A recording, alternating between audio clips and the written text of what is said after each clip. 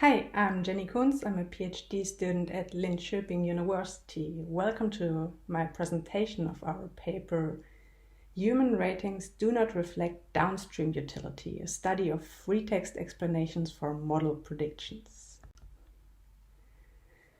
There are different motivations behind generating explanations, such as giving users confidence in the predictions, or improving the model's performance by giving it guidance on how to reason correctly, or giving faithful insights into the model's reasoning. In this work, we evaluate free text explanations generated by different models and explore the relationship between the first two goals.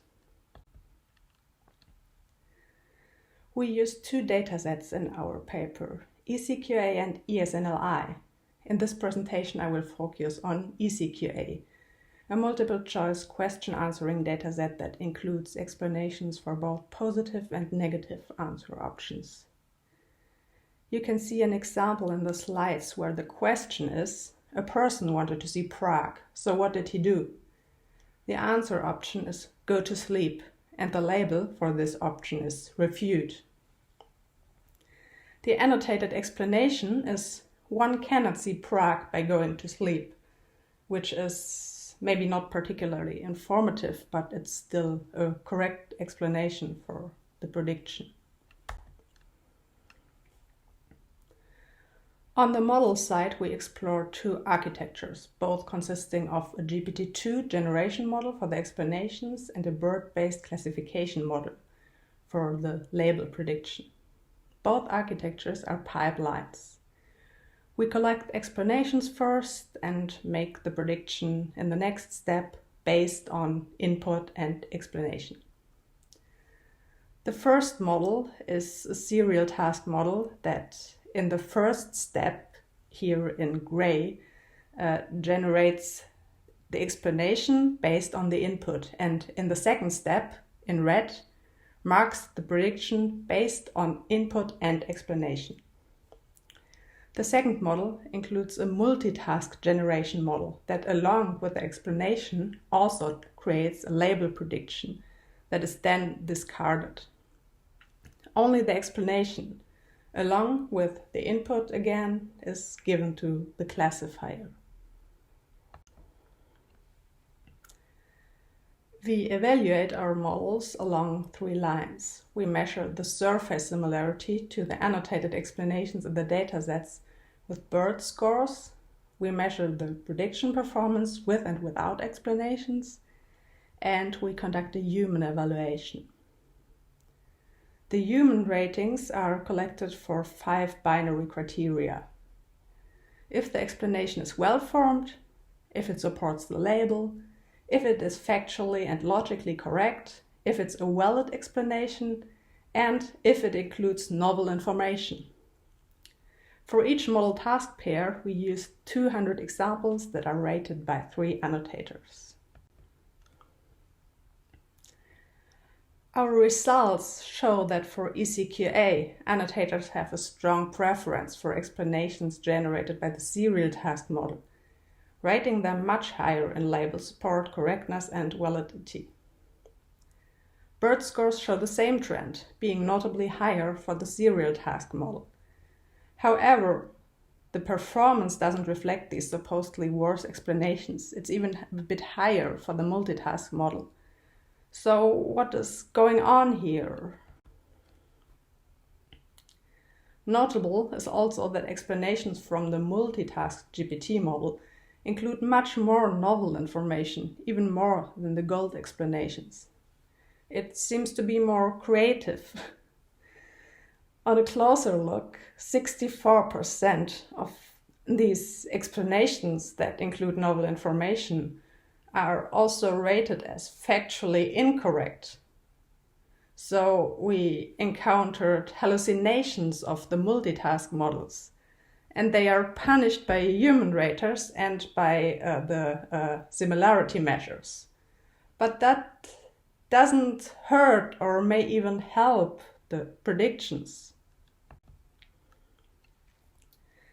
In this slide, you can see an example for the hallucinations. The question is, the archaeologist was seeking artifacts that he knew were fake. How did he feel?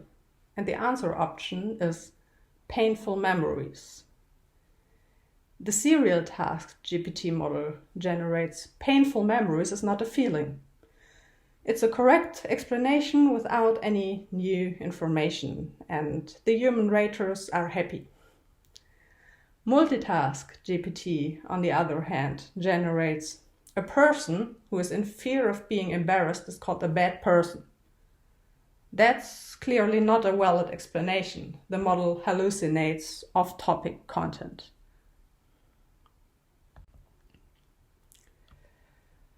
So, what did we learn? We have seen that there is a mismatch between human judgments based on qualitative criteria and the downstream utility of explanations. Is that a problem? Well, not necessarily, as two different goals are measured. The usefulness for the user, or for convincing the user, or the usefulness for a downstream model. It is sometimes unclear which of these goals existing datasets are made for, and we argue that it should be specified at annotation time, as we have seen, these goals aren't necessarily aligned. We have also seen that for downstream performance, hallucinations may be fine, or they may even be helpful, even if they are factually incorrect. There are some more findings in this paper that I didn't cover in my talk. One is that it did not work for our classifiers to be trained on gold explanations only. They only succeeded when fine-tuned on generated explanations. We discussed this in the paper, and ablation suggests that the model has to learn to differentiate reliable from unreliable information in the unperfect generated explanations. When comparing ESNLE and ECQA, we note some interesting differences. ESNLE explanations follow, as other works have also noted, mostly certain patterns or templates. They are, in our experiments, rated higher by humans and by bird scores, but they basically never include novel information, and they don't increase the performance of the models, which has also been noted in previous work. For future work, we find it interesting to take a closer look at the effect of the hallucinations. Do they actually improve the classifier's performance? Is this effect robust?